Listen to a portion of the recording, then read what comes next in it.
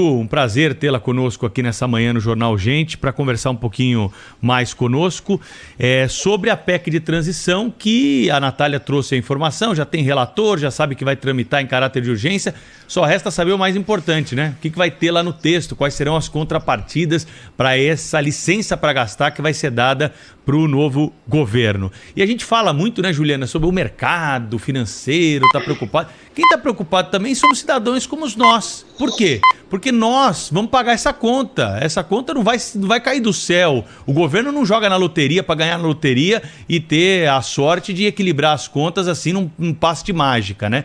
Então, deve ser uma preocupação de todos os brasileiros essa resposta. E repito aqui, não é ser contra o Auxílio Brasil, Bolsa Família. A questão é, como é que nós vamos pagar essa conta lá na frente? Bom dia para você. Bom dia, Pedro. Prazer estar aqui com vocês. Bom dia, Thaís, Cláudio. Bom dia para a Sônia e para o nosso ouvinte aí, principalmente. Pois é um discurso de palanque, né? Impressionante.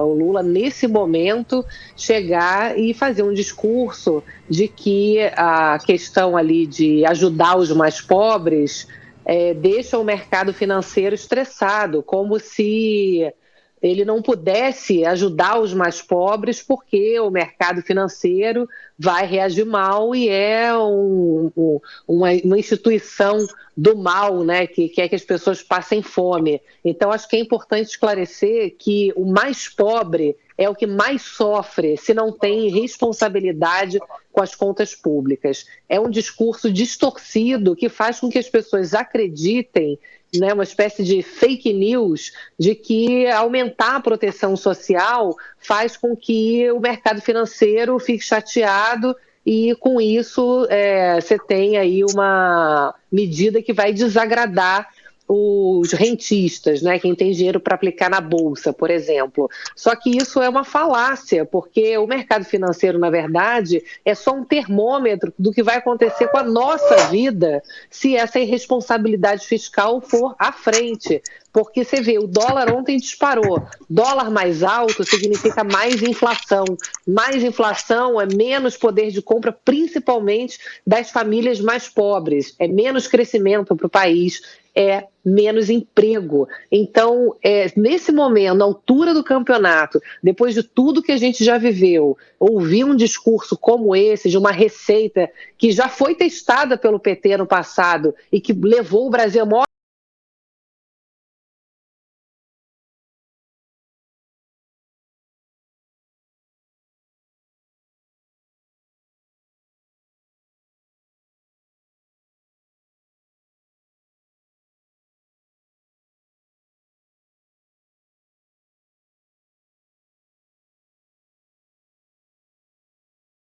pontuar, eu acho que o Cláudio tem toda a razão quando diz que foi quase que um discurso de campanha de uma pessoa que já ganhou a eleição, não é? Faltou pontuar que há limite. Qual é o limite, não é? Porque pelo discurso, quando você ouve, parece que não há limite. É claro que o governo eleito é um governo do PT. O Brasil elegeu Lula presidente da República. Então, haverá uma diferença na política econômica em relação ao que tem sido feito até agora. Essa é a regra do jogo. A questão é, de 8 a 80, existe um mar ali de possibilidades. Qual é o limite para a gastança e qual é o limite que vai ser obedecido em relação à responsabilidade fiscal? Pelo discurso, não houve esse apontamento de limite para mim. E suponho que tenha sido isso também que tenha preocupado o mercado, não? Exatamente, Thaís. O que o Marcelo Castro, relator do orçamento, falou ontem à noite é que essa licença para gastar é para sempre, né? Ele fala essa palavra, para sempre. Não tem como você gastar fora das regras para sempre. Você tem que ter um limite. Se você vai aumentar programas sociais que são altamente necessários nesse momento para o Brasil, pós-pandemia, com uma desigualdade gigantesca, o Brasil precisa ampliar programas sociais, proteções sociais nesse momento. Isso é indiscutível. Tanto é que já estava na conta que tanto Bolsonaro quanto Lula já ficariam com um gasto acima das regras fiscais. isso já era compreensível, né? Que esse teto, essa regra do teto, já não cabe mais, depois de uma pandemia, depois de uma série de questões que foram adiadas, reformas que não foram feitas. Então, é óbvio que esse teto precisa ser mudado, né? Ninguém quer que as pessoas passem fome para respeitar uma regra que não tem mais como encaixar na realidade atual. A discussão é que não dá para você gastar e chutando o pau da barraca sem pensar que você tem que ter dinheiro para pagar essas contas. Então, uma coisa é você gastar, que é o que já estava sendo esperado nesse momento, de forma extraordinária, até 200 bilhões de reais, para poder reorganizar a pauta econômica do PT.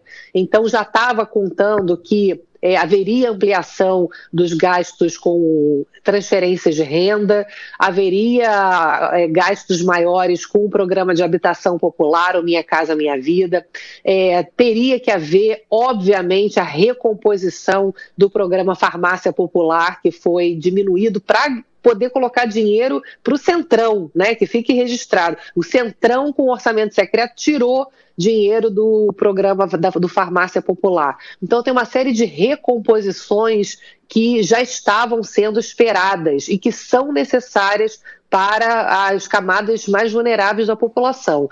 Outra coisa foi o que o Lula disse ontem, que essa licença para gastar, ele quer que não tenha mais limite, né, que você entre no cheque especial o resto da vida. E o que a gente esperava nesse momento aí? É que ele falasse, olha, agora a gente vai gastar, né, porque a gente tem urgências, mas ao longo de 2023 a gente vai sentar e vai reorganizar as contas e vai ver de onde que a gente vai cortar. A gente sabe que tem um monte de gastos que não faz o menor sentido. Então vamos reorganizar aqui o orçamento para que ao longo do tempo a gente tenha um plano para sair do cheque especial. É isso que se esperava, não era uma defesa de não se gastar nesse momento com proteção social, era que houvesse um discurso de responsabilidade ao longo do tempo, né? Ao longo dos 4 anos de governo. E o discurso é sempre distorsivo, né? Fica parecendo que o Lula está indo contra o mercado financeiro. Não,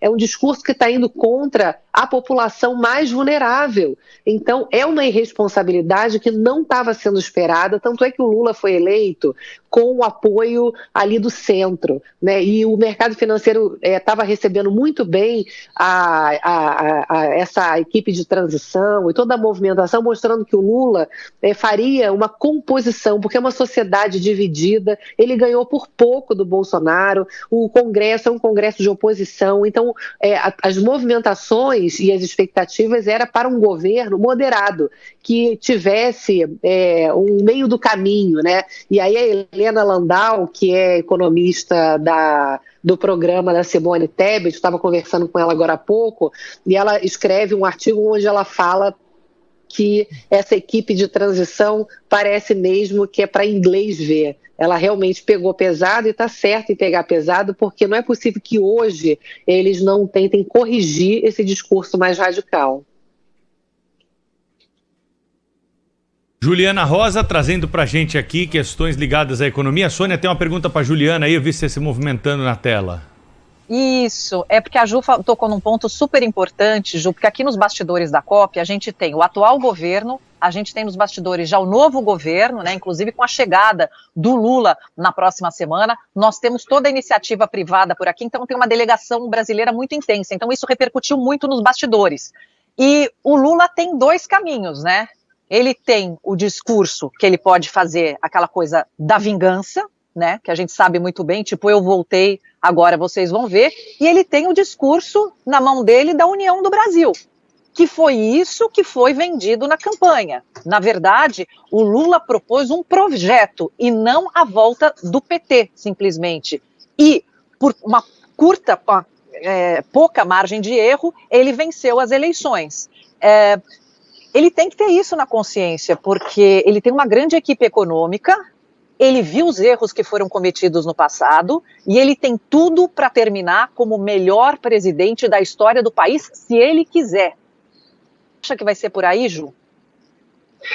Isso é fundamental, Sônia, que você está falando. Inclusive, o ambiente que você está nesse momento é um ambiente onde o olhar para o Lula é muito positivo, né? Os estrangeiros e todo o ímpeto aí de investimentos em ESG, nessa parte ambiental, de sustentabilidade, é enorme. Você viu que a Alemanha voltou a investir no Brasil com a vitória do Lula, a Noruega, os grandes fundos de apoio à Amazônia voltaram para o Brasil. Então, o Brasil tem um potencial enorme de ser uma liderança mundial, da gente surpreender a partir de 2023 com atração de investimentos, com mais crescimento, com geração de emprego, mas a gente precisa, para isso, colocar como regra número 1 a responsabilidade fiscal, porque senão o que os economistas estão dizendo, até o Pércio Arida falou ontem, conversei com ele ontem, sobre isso, que está na equipe de transição ali do Lula, o Pércio falou, olha, vamos olhar o que aconteceu com o próprio Reino Unido, né, que propôs um desequilíbrio fiscal e a primeira-ministra caiu em 45 dias, porque a Libra derreteu. O mercado financeiro, nesse momento, virou. Durante a pandemia, se aceitou muito gasto público. Agora, a realidade é outra. E essa questão do recado que os economistas estão dando, o Banco Central, eu moderei aí um evento na semana passada com o diretor do Banco Central, Bruno Serra, ele falou a mesma coisa, olha o que aconteceu com o Reino Unido. Então o Brasil já fez isso no passado, né? A gente já testou, vamos gastar um pouquinho mais, vamos aceitar uma inflação um pouco maior, né, para poder crescer, que é a tal da nova matriz econômica, e deu errado. Então fazer a mesma receita, esperar que o bolo dê certo, não sei se é inocência, o que é, né? Insistir no erro. Então, a gente realmente, nesse momento, o que eu sinto é que pode ter sido ali um discurso acalorado, de campanha, né? Meio de campanha, ele, como o Cláudio Humberto falou, parece que ele está no palanque ainda, e que hoje ele deu um passo para trás.